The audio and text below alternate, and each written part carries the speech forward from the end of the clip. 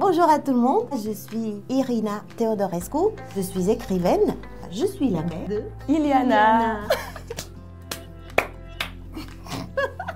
C'est Ileana Holguin Teodorescu et mon premier livre a fait de moi une écrivaine aussi. Premier livre duquel j'ai aussi tiré un spectacle, une lecture spectacle. Je suis donc la fille d'Irina, accompagnée de mon frère jumeau Raphaëli, je précise parce que ça a son importance. Moi, j'ai appris l'existence du campus francophone seulement ce printemps, lorsque j'ai vu qu'il y avait un appel à candidature pour une résidence d'écrivain ou d'écrivaine avec un S. Et du coup, je me suis dit, c'est peut-être l'occasion de faire une résidence avec ma fille, vu qu'on est toutes les deux écrivaines et que c'est quand même, de ce que je sais, c'est la première fois dans l'histoire qu'il y a un cas d'écrivaine mère-fille. Ça n'existe pas jusqu'ici. Ou peut-être que ça existait, mais que ça n'a pas été retenu par l'histoire. Ouais, donc on est dans cette résidence mère-fille pour un projet familial qu'on dit indiscret et sans gêne.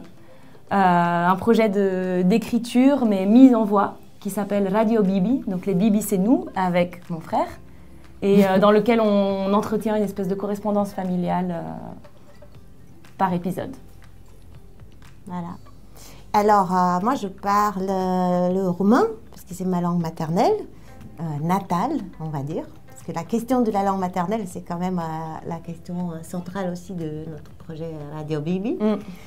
Et une phrase, j'ai pensé à cette phrase que j'utilise d'ailleurs dans un épisode de Radio Bibi, qui est « De idei nu duce lipsă » ou « A nu duce lipsă de idei », ce qui veut dire ne pas porter le manque d'idées.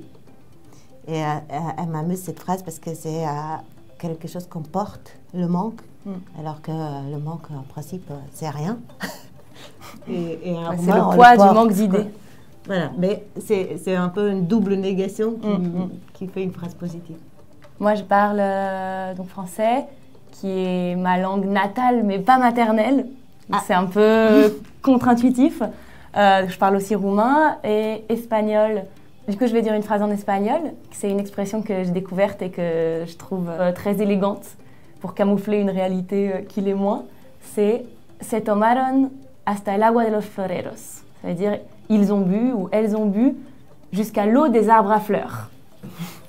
Et ça veut dire ils ont trop bu. Ils ont bu comme des trous. Voilà. Moi, je me considère effectivement francophone avant tout. Même si, étonnamment, pendant mes premières années, on parlait surtout roumain avec mon frère et à la maison. Et maintenant, c'est devenu au contraire la langue un peu secondaire, la langue des disputes aussi, qui émerge avec l'énervement. La langue des secrets. La langue des secrets, la langue, oui, quand on veut dire quelque chose sans se faire comprendre. Et la langue qu'on parle quand on est en Roumanie. Mais maintenant, c'est bien le français, ma langue quotidienne. Et moi, je considère qu'il ne faut pas avoir peur de s'amuser et d'imaginer des choses avec les langues. Moi, j'adore, par exemple, mélanger les registres, dire des choses genre « toutefois, je me casse » ou même intégrer les sonorités d'autres langues. Je trouve qu'en France, on n'est pas très attentif aux autres langues, à bien prononcer les prénoms, aux autres sonorités. Moi, je pense pareil, je pense que ça donne une grande liberté de parler plusieurs langues.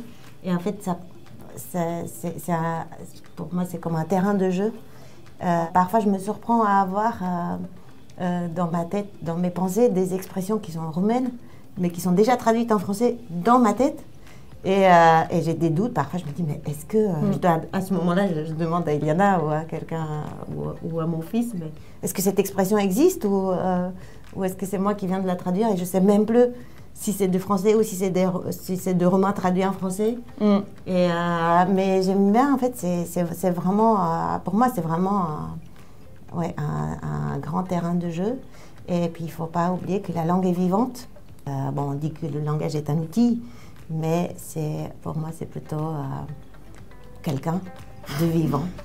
Ben oui. Oui.